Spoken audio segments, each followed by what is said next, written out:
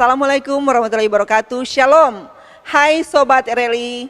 Ketemu lagi kita dalam acara Promedia Nurse. Baik, dalam acara sore hari ini kita kedatangan tamu. Yaitu pertama kita perkenalkan Bapak Camat kita, Bapak Rukman Rashid Esos, sebagai Wakil DPP RLI bidang Sospol dan pemerintahan sebagai Ketua Panitia dan Camat Girian. Dan untuk tamu kedua yaitu Bapak Lurah Girian, Bapak Sutoyo M. Usman Esos. Dan untuk tamu ketiga kita yaitu Nurse Tri Prayitno Eskep sebagai Ketua DPD Bitung. Kita sapa dulu, hai Pak Camat. Apa kabar hari ini? Terima kasih. Sebagai Bapak Panitia, Bapak Rukman, dalam acara Roadshow Kesehatan Primer 100 tempat di Sulawesi Utara season 17 ini, apa yang menjadi persiapan-persiapan yang dilakukan oleh Panitia? Baik, terima kasih. Dari kami Panitia Pelaksana, tentu ada beberapa hal yang kami siapkan dan banyak item yang kami butuhkan dalam kegiatan ini. Yang pertama tentunya yang kita butuhkan pertama itu kerjasama tim dan penyatuan pola pikir bersama untuk satu kegiatan yang orang bisa anggap itu berhasil bersama-sama. Dan yang pertama orang lakukan itu mungkin pencarian dana ya. Karena pembentukan tim dulu. Pertama pembentukan tim kerja, sekretaris dan bendahara, pemilihan struktur, dan alhamdulillah puji Tuhan sampai selesai itu acaranya tergolong sukses. Saya juga berterima kasih juga kepada para donatur yang telah berbagi sedikit kepada kami guna untuk merawat negeri. Kira-kira begitu dari kami Panitia Pelaksana. Dan saya juga harus sampaikan di sini bahwa di dalam Panitia Pelaksana itu tentunya mempunyai orang-orang yang hebat. Kalau tidak ada mereka, mungkin acara ini tidak akan terlaksana dengan baik. Terima kasih. Memang jawaban yang paling mantap untuk seorang Ketua Panitia. Oke, Bapak sebagai bagian pemerintahan, dalam hubungan visi politik sosial dengan aksi nyata, mengapa pendekatan langsung melalui roadshow kesehatan primer seperti ini dinilai sebagai langkah strategis yang paling efektif? Terima kasih. Perlu saya jelaskan di sini, visi politik itu akan hampa kalau tidak turun ke lapangan, dan visi sosial akan lemah kalau tidak didukung kebijakan. Nah, roadshow kesehatan primer seperti GBMN ini adalah jembatan untuk menyatukan antara keduanya. Kenapa paling efektif menyentuh akar rumput? Pertama karena kita jemput bola. Masyarakat di Bitung terutama di kelurahan pinggiran banyak yang terkendala biaya, transportasi, dan informasi. Dengan datang langsung ke wilayah, kita hilangkan 3 hambatan itu sekaligus. Kedua, karena membangun kepercayaan, warga lebih percaya kalau melihat langsung ada dokter, ada pemerintah, dan ada panitia yang hadir. Ini bentuk negara hadir yang paling nyata. Yang ketiga, karena dampaknya langsung terasa hari itu juga. Anak disunat, ibu dapat edukasi kesehatan, lansia cek kesehatan gratis. Jadi bukan sekedar wacana, tapi aksi. Singkatnya, kalau mau mengubah kota, mulainya dari satu keluarga, satu kelurahan, satu aksi nyata. Dan roadshow ini caranya. Saya kira demikian. Oke, berikut dalam sinergi pemerintahan daerah dan kebijakan publik. Sesuai dengan tema acara ini membawa misi SDM Unggul Bitung Sehat. Dari kacamata bidang pemerintahan, bagaimana program jaminan kesehatan gratis ini dapat mendukung program jangka panjang pemerintahan Kota Bitung? eh, perlu saya jelaskan sini, tema SDM unggul Bitung sehat itu bukan slogan, tapi itu merupakan satu investasi. Kalau anak sehat, dia bisa sekolah dengan fokus. Kalau orang tua tidak pusing biaya berobat, produktivitas kerja naik. Berarti kita sedang mendukung dua pilar utama Pemkot Bitung, yaitu pendidikan dan ekonomi. Program jaminan kesehatan gratis dan sunatan massal ini mendukung RPJMD Kota Bitung. Di bidang kesehatan preventatif, kita mencegah stunting, mencegah infeksi, dan mencetak generasi yang sehat sejak dini. Jadi ini bukan kegiatan seremonial, tapi perlu diingat, ini merupakan batu bata pertama untuk Bitung Emas 2045. Kami di panitia hanya ingin menjadi mitra. Program pemerintah yang besar perlu tangan-tangan di lapangan untuk mengeksekusinya. Saya kira demikian. Oke. Berikut untuk dampak sosial dan pengabdian masyarakat. Gerakan Bersama Merawat Negeri sudah mencapai season 17. Berdasarkan evaluasi sosial Bapak, apa yang merupakan dampak perubahan paling signifikan yang dirasakan masyarakat setelah kehadiran Rumah Lukaku Indonesia di berbagai wilayah, Pak? Pertama, perubahan mindset. Perubahan mindset itu malas ke puskesmas karena untuk berobat. Mungkin itu yang perlu kita garis bawahi sekarang ya. Sekarang warga bilang, oh ternyata orang untuk mau berobat itu lebih gampang kalau orang ke Rumah Lukaku. Itu. Jadi ini pola mindset ini yang orang bermain untuk ke masyarakat yang ekonomi menengah ke bawah. Kedua, lahirnya relawan baru di tiap wilayah. Kenapa rumah Lukaku ini dibentuk di beberapa wilayah? Karena ini secara sukarela loh, datang untuk mengabdi dan berbuat untuk masyarakat. Jarang orang datang dan berbuat untuk masyarakat yang menengah ekonomi ke bawah, ekonomi menengah ke bawah, yang menyentuh langsung. Dan di Rumah Lukaku itu tersedia. Mungkin itu yang akan yang jadi mindset ke masyarakat bawah. Saya berpikir begitu. Oke, sebagai tokoh yang bergerak di bidang sosial politik, bagaimana Bapak memastikan bahwa kegiatan ini murni berfokus pada kesejahteraan sosial masyarakat dan bebas dari sekat-sekat kelompok tertentu? Rumah Lukaku itu bebas intervensi, bebas dari virus politik ya, kalau di Warkop bilang itu. Jadi Rumah Lukaku itu murni untuk pelayanan. Satu hal yang perlu disampaikan, untuk Rumah Lukaku Indonesia itu pintu terbuka untuk semua, tanpa tanya KTP, tanpa tanya partai apa, dan tanpa warna apa. Jadi murni full untuk pelayanan, tidak mengenal dia warna apa tidak, karena kami hadir untuk memberikan pelayanan. Terima kasih. Oke Pak, terima kasih atas komentarnya dari Bapak Camat Girian. Oke, baik, sebelum kita lanjut ke pembicara kedua, kita break dulu dengan Cafe RRI Rasa Lokal Indonesia.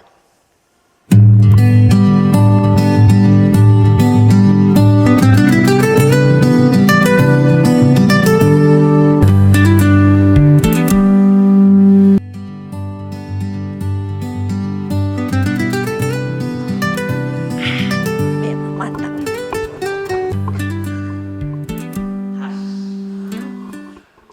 Oke, lanjut. Oke, baik, kita akan beralih ke tamu kedua kita, yaitu Nurse Tri Prayitno sebagai Sekretaris Panitia, juga selaku Ketua DPD RLI Bitung. Oke, sebagai Ketua DPD Rumah Lukaku Indonesia Kota Bitung, apa yang menjadi tantangan terbesar dalam memetakan dan menjangkau beberapa titik pelayanan kesehatan primer di wilayah Anda. Ya, oke, baik, Nursanis, terima kasih. Ya, memang tadi alhamdulillah sudah kita laksanakan kegiatan tadi, season 17 di Kota Bitung. Tentunya ada beberapa tantangan ya, terutama di Bitung. Kita lihat dari berbagai kasat mata, baik dari letak geografis dan aksesibilitas. Di mana kita ketahui bersama bahwa letak geografis yang ada di Kota Bitung ini, kita lihat ada pulau-pulau dan beberapa perkebunan, terus jangkauan dan luas wilayah yang ada di Kota Bitung, seperti Batu Putih, Pulau Lembe. Nah, yang kedua terkait dengan aksesibilitas, di mana kita tahu bersama bahwa Bitung juga lumayan besar ya jangkauan jarak yang akan kita tempuh, baik dari pusat kota sampai ke pulau terpencil, sehingga itu menjadi tantangan kita.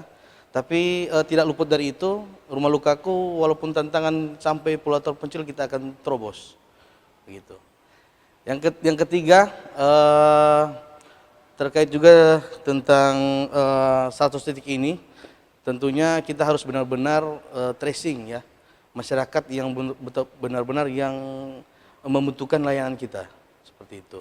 Jadi ya tugas utama kita seperti yang kita kolaborasi dengan pemerintah, lurah setempat bahkan kecamatan, kita harus pesan kepada pemerintah bahwa memang betul-betul anak atau orang tua yang memang terkategori lansia sesuai dengan karakteristik, agar supaya layanan yang kita berikan ke masyarakat itu sesuai sasaran. Mungkin hanya itu, Nurse Seni.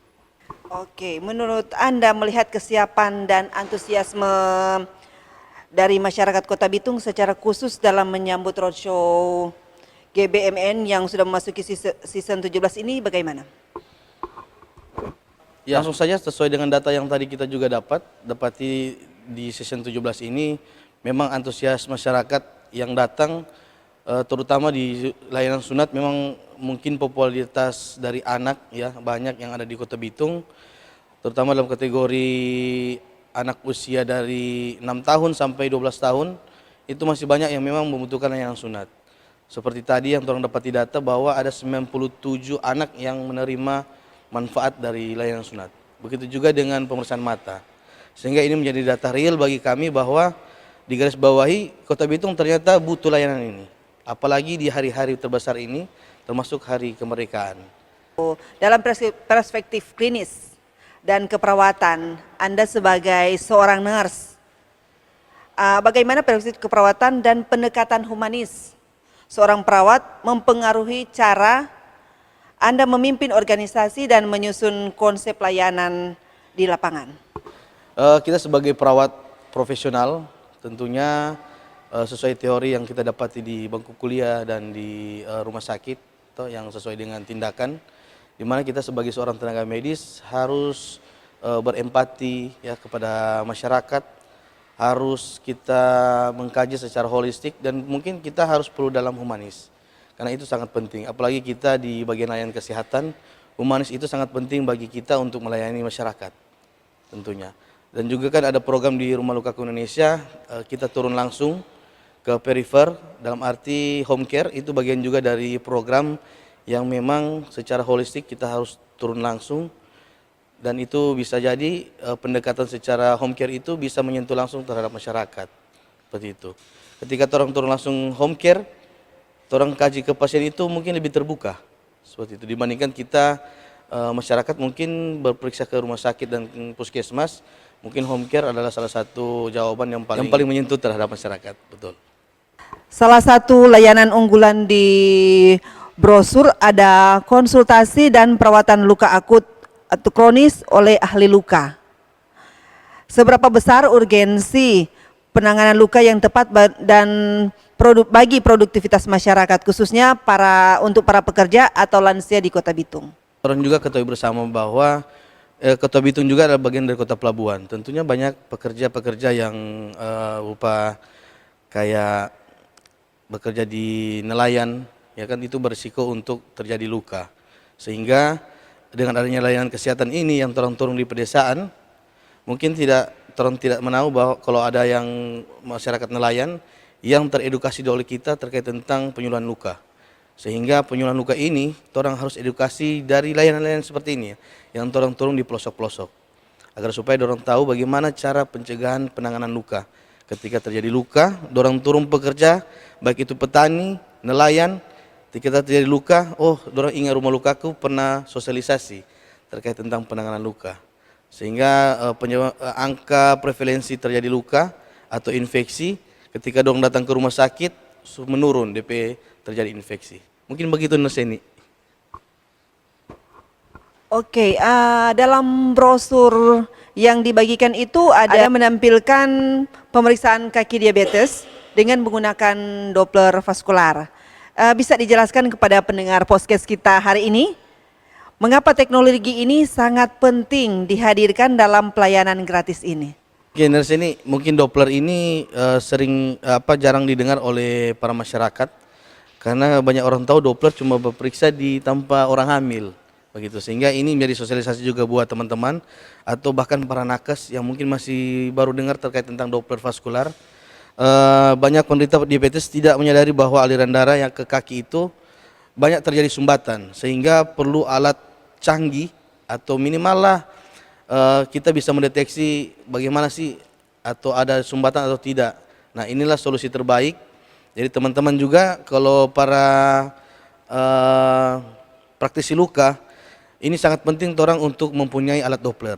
Jadi kalau teman-teman ingin berpesan alat Doppler itu boleh hubungi kami di RLI. Kami punya juga alat Doppler yang bisa disubsidikan ke teman-teman praktisi agar supaya mencegah tadi yang saya bilang, prevalensi angka kejadian diabetes mellitus terutama pada sumbatan aliran darah. Mungkin hanya itu. Berkelanjutan dengan program dan sinergi sebagai perpanjangan tangan pusat di daerah, bagaimana DPD RLI Sulawesi Utara menjaga keberlanjutan perawatan continue of care bagi pasien-pasien luka kronis setelah hari H kegiatan ini selesai? Ya, kelanjutan perawatan tetap orang ada strata yang mengatur, ya. Tetap kita koordinasi dari pusat hingga turun ke bawah, dari pusat DPW terus langsung ke DPD. Itu kita saling koordinasi agar supaya tidak terjadi miskomunikasi di lapangan nanti. Sehingga ini harus orang jaga, komunikasi ini harus orang jaga ke depan agar supaya nanti di lapangan itu bisa terselesaikan secara sesuai dengan rencana yang ada. Oke, terakhir, dalam flyer itu terdapat nomor kontak Anda yang tercantum sebagai pusat informasi utama dalam acara ini. Apa pesan atau imbauan terbesar yang ingin Nursery sampaikan ke warga Sulawesi Utara yang ingin dapatkan manfaat dari gerakan Rumah Lukaku Indonesia? Ya, oke, himbauan ini saya sengaja catat agar supaya teman-teman bisa mungkin simak dan bisa menjadi motivasi buat teman-teman. Yang pertama, kita harus ingat bahwa kesehatan adalah hak setiap warga, dan luka seberat apapun itu selalu memiliki harapan untuk sembuh. Jangan berarti kita punya luka, kita berpersepsi bahwa ini tidak akan pernah sembuh. Kepada seluruh warga Kota Bitung dan Sulawesi Utara dan kepada seluruh masyarakat Indonesia, jangan ragu untuk memanfaatkan momentum pelayanan medis, apalagi kita ini kategori gratis. Ya, bersama membangun negeri, bersama Rumah Lukaku Indonesia, mari bawa diri Anda, orang tua, anak, kakek, nenek, saudara, itu maupun yang membutuhkan layanan ini, manfaatkan momentum dari Rumah Lukaku Indonesia. Buat teman-teman sekalian, Rumah Lukaku Indonesia ini akan terus menerobos sampai ke pelosok. Ya, nantikan diri kami, dan buat teman-teman yang punya kelebihan rezeki, silakan berdonasikan di link di bawah ini atau setiap flyer yang orang bagikan di media sosial. Kami selalu membuka diri buat teman-teman yang selalu menyisihkan rezeki ke kami, karena kewajiban kita bukan untuk bekerja, tapi ingat kewajiban kita untuk membantu orang. Terima kasih dari saya sebagai DPD Rumah Lukaku Indonesia. Oke, terima kasih Nursery. Baik, sebelum kita lanjut ke tamu terakhir kita break dulu sejenak dengan Kopi RLI, rasa lokal Indonesia.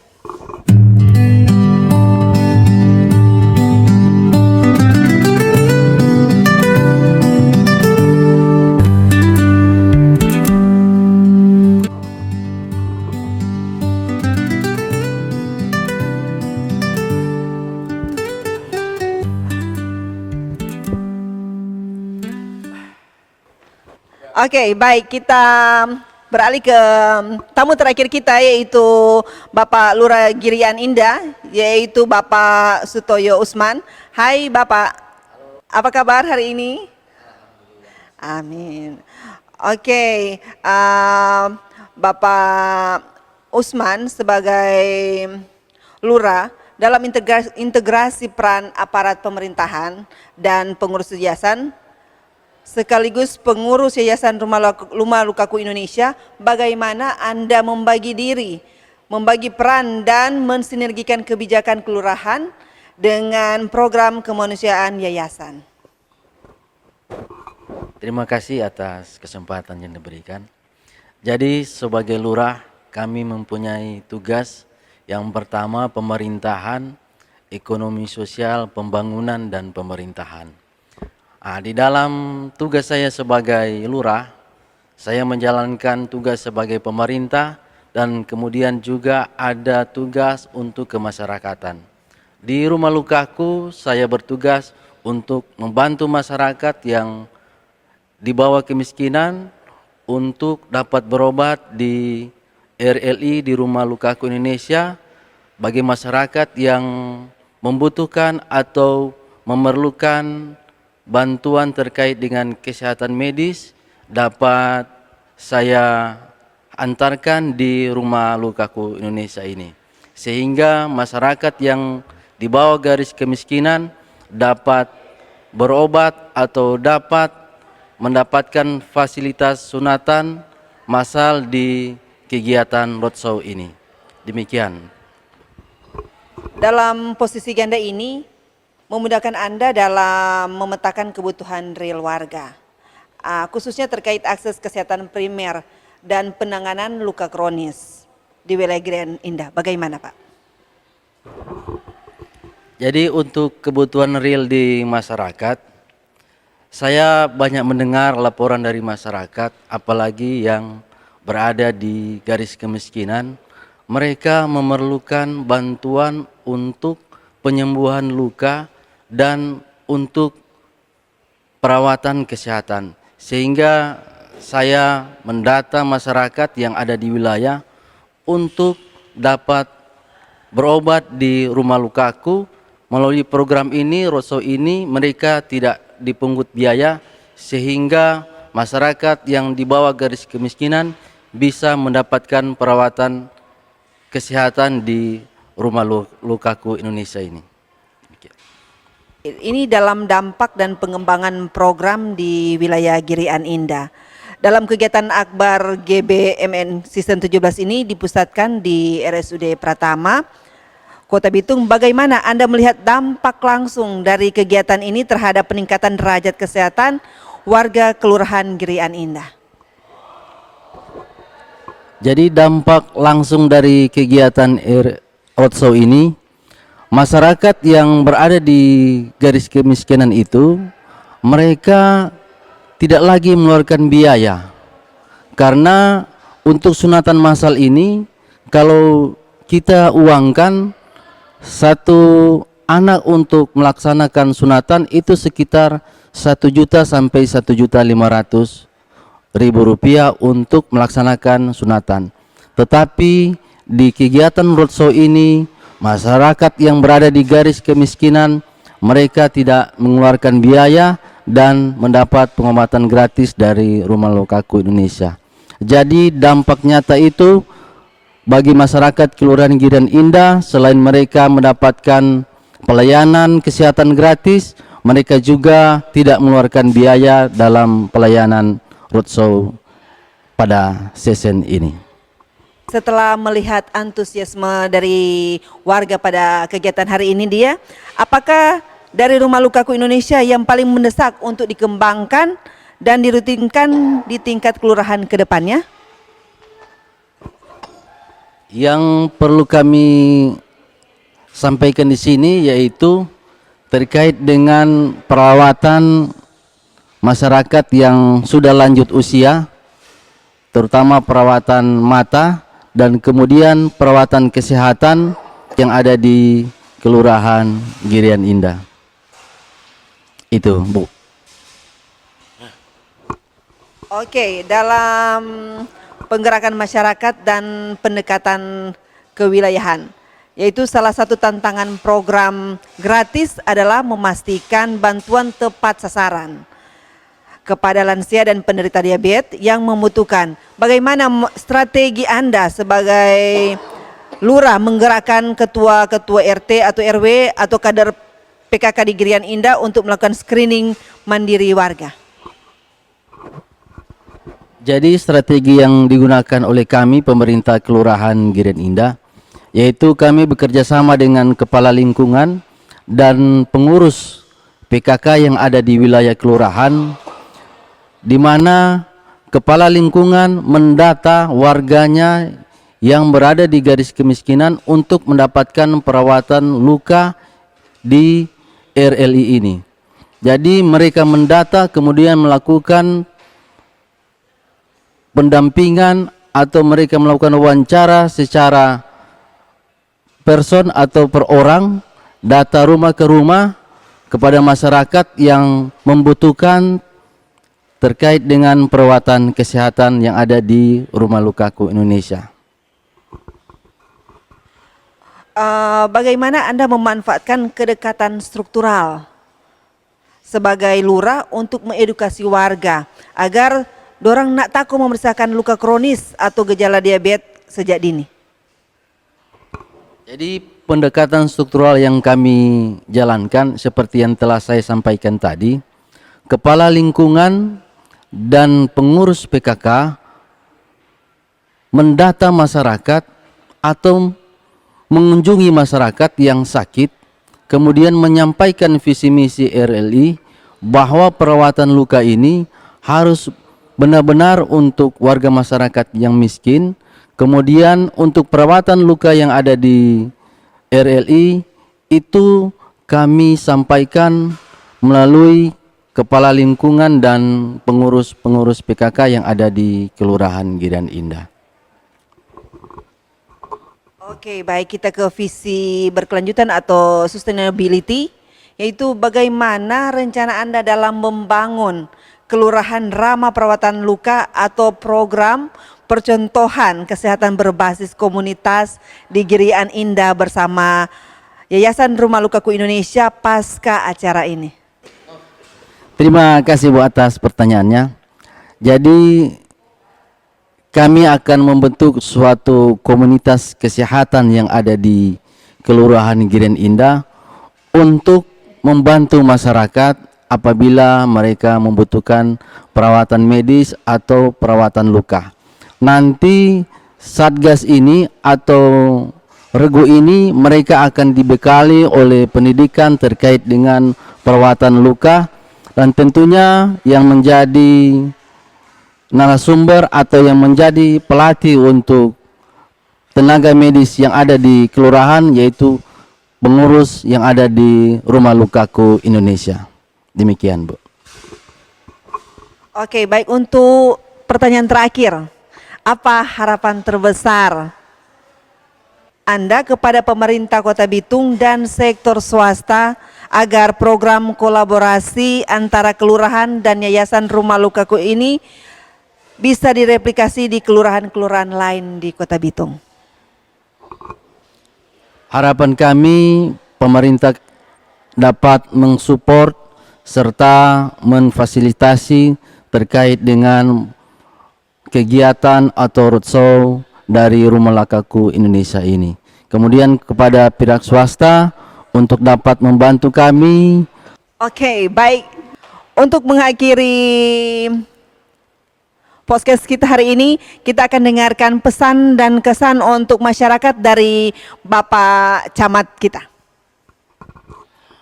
Baik, terima kasih. Pesan dari kami pemerintah Kecamatan Gerian khususnya, jangan pernah ragu dan jangan pernah mengkhawatirkan diri untuk datang di Rumah Lukaku Indonesia.